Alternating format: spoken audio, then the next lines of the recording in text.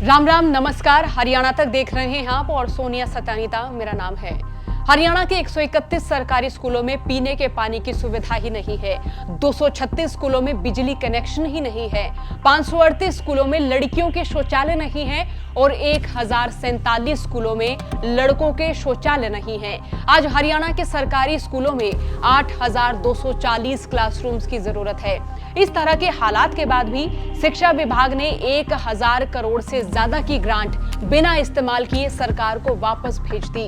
ये आंकड़े खुद हरियाणा सरकार ने हाई कोर्ट में पेश किए हैं। ये सब है ना चौंकाने वाला।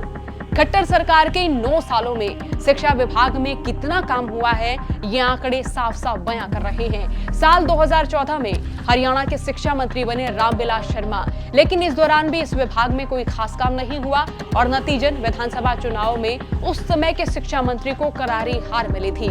साल 2019 में शिक्षा मंत्री कंवरपाल गुर्जर बने, जिनके बारे में कहा जाता है कि वो सिर्फ 12वीं पास हैं। इस बाबत विपक्षी भी लगातार हमलावर रहे कि सूबे का शिक्षा विभाग किसी 12वीं पास को कैसे सौंपा जा सकता है।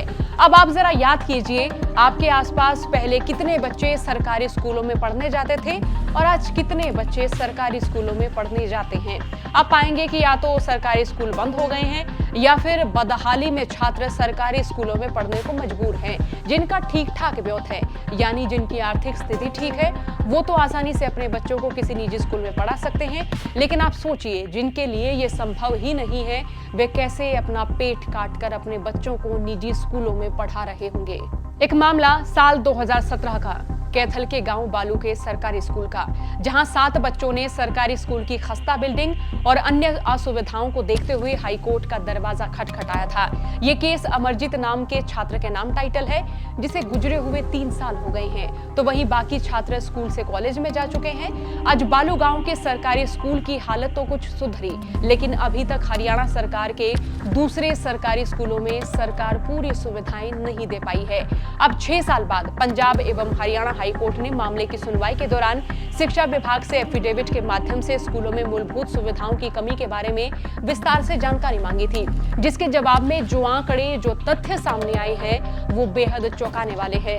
शिक्षा विभाग की ओर से दिए गए एफिडेविट के अनुसार हरियाणा के 131 सरकारी स्कूलों में पीने के पानी की सुविधा नहीं है, 236 सरकारी स्कूलों में बिजली कनेक्शन ही नहीं है, 538 स्कूलों में लड़कियों के शौचालय नहीं है और हालात देखिए कि 1047 स्कूलों में लड़कों के शौचालय नहीं है। इसके अलावा कोर्ट को बताया गया कि छात्रों के लिए 8240 क्लासरूम्स की जरूरत है। फिर हाईकोर्ट ने कहा कि हरियाणा सरकार कोर्ट के सामने सिर्फ आंकड़ों का खेल खेल रही है और धरातल पर कोई काम नहीं कर रही है।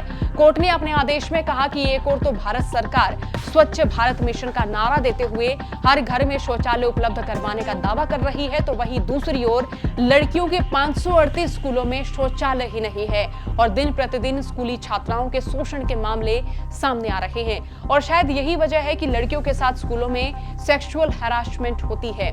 हरियाणा सरकार की स्कूली बच्चों के हितों के प्रति संवेदनहीनता और एफिडेविट के चौंकाने वाले आंकड़ों की गंभीरता को देखते हुए हाई कोर्ट ने शिक्षा विभाग पर 5 लाख रुपए का जुर्माना लगाते हुए उनसे 1 सप्ताह के भीतर सरकारी स्कूलों में मूलभूत सुविधाओं की पूर्ति के लिए योजना के बारे में पूछा है और ये भी पूछा है कि उनकी बनाई गई ये योजना जो उन्होंने पेश की है, ये कब तक पूरी हो जाएगी। साथ ही हरियाणा सरकार के मुख्य सचिव और स्कूली शिक्षा निदेशक को 15 दिसंबर को व्यक्तिगत तौर पर कोर्ट के सामने हाजिर होने के आदेश दिए हैं। याचिकाकर्ता की ओर से पेश हुए वकील प्रदीप रापड़िया और रिपू दमन बुरा ने हाईकोर्ट को बताया कि एक ओर तो सरकार बेटी बचाओ बेटी पढ़ाओ और खुले में शौच मुक्त भारत जैसे नारे दे रही है और दूसरी ओर स्कूलों में शौचालय और पीने के पानी जैसी मूलभूत सुविधाएं भी नहीं है और इन सुविधाओं के लिए स्कूली बच्चों को मजबूरन हाईकोर्ट का दरवाजा खटखटाना पड़ा। अब हरियाणा सरकार संस्कृति मॉडल स्कूल खोल तो रही है, लेकिन खस्ता हाल में सरकारी स्कूल जो हैं उन पर ध्यान क्यों नहीं दे रही है। नए स्कूल खोलना बेहतर है या फिर बने हुए स्कूलों की बदहाली को सुधारना बेहतर है। लाखों लोग सरकारी स्कूलों से निजी स्कूलों में अपने बच्चे पढ़ाने को मजबूर हो रहे हैं। सवाल ये भी है कि हरियाणा में सीबीएसई बोर्ड के स्कूलों की संख्या बढ़ी है, लेकिन हरियाणा के सरकारी स्कूलों की संख्या कम क्यों होती जा रही है? क्यों हरियाणा शिक्षा बोर्ड के सिलेबस में बदलाव नहीं किया जा रहा है? आप सोचिए कि आज सरकारी स्कूलों की बेहतरीन व्यवस्था होती तो क्या होता, कितने सारे टीचर भर्ती होते और राज्य में कितने युवाओं को रोजगार मिलता।